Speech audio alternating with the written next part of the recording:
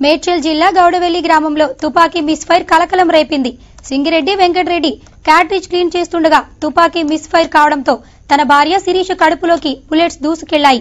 గాయపడ్డ శిరీషను ఆసుపత్రిలో తరలించారు. సంఘటనా స్థలానికి చేరుకున్న DCP Sai Shekhar 2 air guns లను స్వాధీనపరుచుకున్నారు.